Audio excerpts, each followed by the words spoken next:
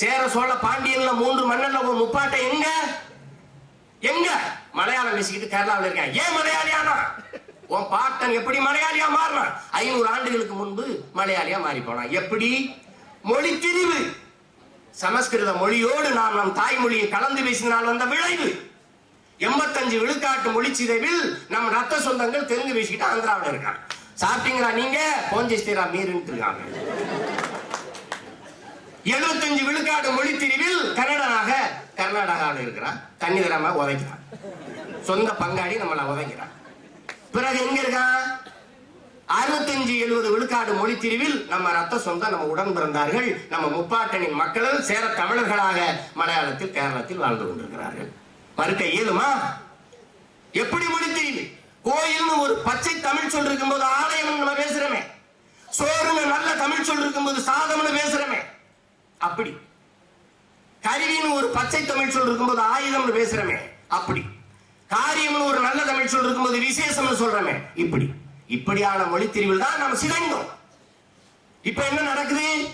தங்கிலீஷ்ல இருக்குது, தமிழகத்தில் இருக்குது. 90-95 விழுக்காட்டுல நாம ஆங்கில மொழி திரிவோடு கலப்போடு இருக்கிறோம்.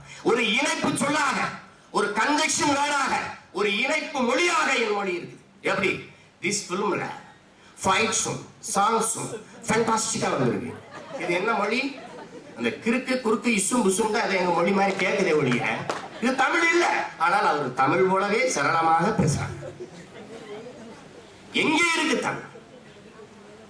ஒண்ணு நான் சொல்றேன், புரட்சி புரட்சிங்கிறாங்களே, ஒரு இன அழிவில் இருந்து ஒரு இனத்தை மீட்டெடுப்பதை விட இந்த உலகத்தில் பெரிய புரட்சி இருந்துட முடியுமா தோழர்களே? சொல்லுங்க பாப்பா.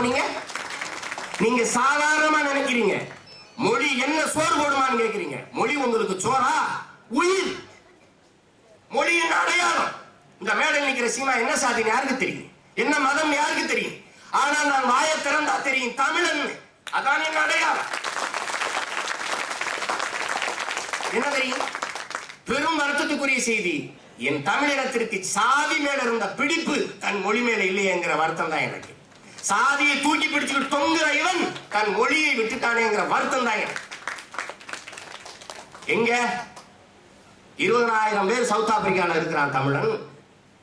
மரியாதைக்குரிய தலைவர் பழநெடுமாறன் அவர்கள் போய் இதே மாதிரி ஒரு இலக்கிய நிகழ்வு, பொங்கல் நிகழ்வுக்கு போய் பேசுறாங்க. 20,000 தமிழர்களுக்கு முன்பு உலக தமிழர்களின் ஒப்பற்ற தலைவன் பழநெடுமாறன் பேசுகிற போது அவர்கள் தாய்மொழியில் உரையாட முடியாத ஆவணம் ஆங்கிலத்தில் உரையாட வேண்டிய நிலைமை இருக்குது என்றால் எங்கே வாழ்வான் தமிழன்?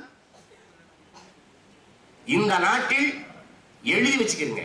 இப்ப யாராவது ஒருத்தர் நெஞ்ச தொட்டு சொல்லுங்க, நம்ம பிள்ளைகளுக்கு தமிழ் எழுத படிக்க தெரியுது. யாருக்காவது எழுத படிக்க தெரியுமா? தெரியாது. யாருக்கும் எழுத படிக்க தெரியாது. இங்க அடுத்த தலைமுறையிலே நம்ம தாய்மொழி விழுந்து விட்டது. பிறகு எப்படி வாழும்? ஒவ்வொன்றாக மீட்டு எடுக்கணும். என்னுடைய வாழ்த்துக்கள் படத்துல எல்லாம் சொல்லுவான். திரைப்படத்துல நீங்க 25 வருஷத்துக்கு முன்னாடி வீரபாண்டிய கட்டபொம்மன் படத்துல சாக்சன் துறை தமிழ் பேசினா, தமிழ்ல தலைப்பு வச்சா நாங்க வரி விலக்கு தர்றோம் சொன்னதுக்கு அப்புறம் தான் வைக்கிறாங்க. நாங்க ஒரு அமைப்பு பாதுகாப்பு இயக்கம் வச்சுக்கிட்டு போராடணும், அடிபட்டணும், என்னென்னமோ செஞ்சு பார்த்தோம், ஒண்ணும் நடக்கல.